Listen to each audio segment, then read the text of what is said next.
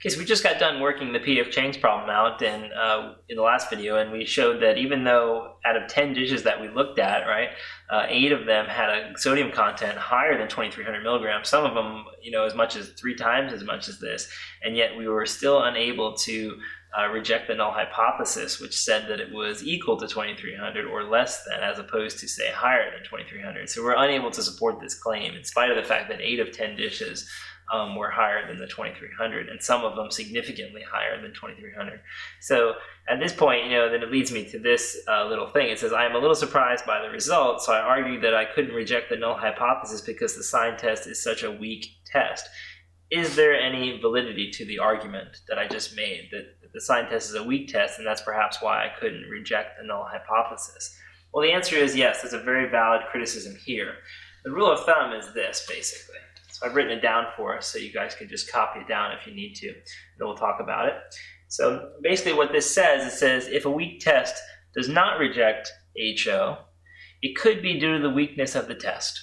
Right? And that's the scenario we have. We have a weak test. A sign test is one of the weakest tests. It's the weakest test we've learned in this course so far, and the weakest test we will learn in the course in Stats 2, or in Stats 1 for that matter, right? It's the weakest test we've learned, and so when it doesn't reject the HO, you can criticize it and say, well, maybe it's because it was so weak it was unable to reject HO. As opposed to this scenario, if a weak test does reject HO, say in the sign test we're able to reject the null hypothesis, then you can't complain about its weakness. You can't, right? Because it did its job. And you could say, well, it was a weak test or whatever, so maybe the result is invalid. No, that's not correct, right? You can't say that. If a weak test rejects HO, then the only issue you have with a weak test is that it has a hard time rejecting HO. Otherwise, the test is perfectly valid. It's just that it's a little weak, so it doesn't always reject HO when it should. If it does reject HO, then by all means, the test is perfectly fine. There's nothing to criticize it over, right? So that's all you have to remember. If it doesn't reject HO, you can criticize it because it's weak and say maybe that's why it was unable to reject HO. If it does reject HO, though, there's no such criticism that's valid. One way you can think about it is kind of like this idea, if I said to my 10-year-old nephew, gee, if you look at this little bright dot in the sky, that's Saturn, and I can prove it to you because if you look through these binoculars at the planet, you'll see that it has rings. So say I give my 10-year-old, he doesn't believe me, so I give him the binoculars and he looks at the planet and it's a bright dot in the sky and he says, I don't see any rings there. And so then I might say what? I might say, oh, well, that's just because the binoculars aren't strong enough.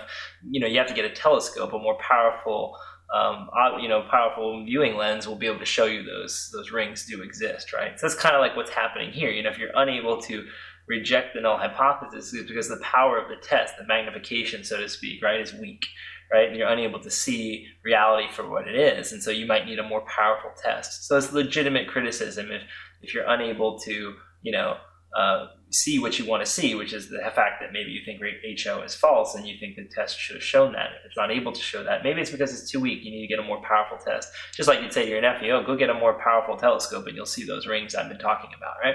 Now, if instead, though, the test does reject HO, that would be like giving your nephew the binoculars and saying, here, look up there at that dot in the sky and you'll see it has rings. That's really Saturn. And of course, if he looked up there and was able to see it with binoculars, then what? He'd say, wow, you're right, it has rings. And then, of course, there's no need to run out and get a more expensive telescope to see the rings because the binoculars have done their job, right? So you can't criticize the binoculars for being too weak. He can't say, well, I see the rings, but I'm looking at cheap binoculars, so maybe it's just an illusion or something. No, of course, binoculars are just exposing what's there, right? Of course, the only scenario is if they're not able to see the rings with the binoculars, you would have to get something more powerful, right? So again, if you can't reject, you might criticize the test for being too weak and suggest a more powerful procedure. If you can reject, there's no need to go to a more powerful procedure, and there's no criticism that's valid about the test's weakness. Okay, so that's the rule of thumb, or that's how you interpret procedures. And try to remember that, in the pecking order, we would say that the z-test, of course, is the most powerful test we learned. After the z-test, it'd be the t-test, almost exactly the same amount of power. And then you have from there, going down the line, you have the other procedures. So nonparametric testing is going to be less than the t-test, but in some cases not too much less. It might be 95% as efficient as the t-test in many cases. And then you have the sign test, and the sign test is just a very weak test, so it might only be, say, 65% as efficient as the t-test. So that's kind of the pecking order, z being the most powerful and, say, the sign test being the least powerful.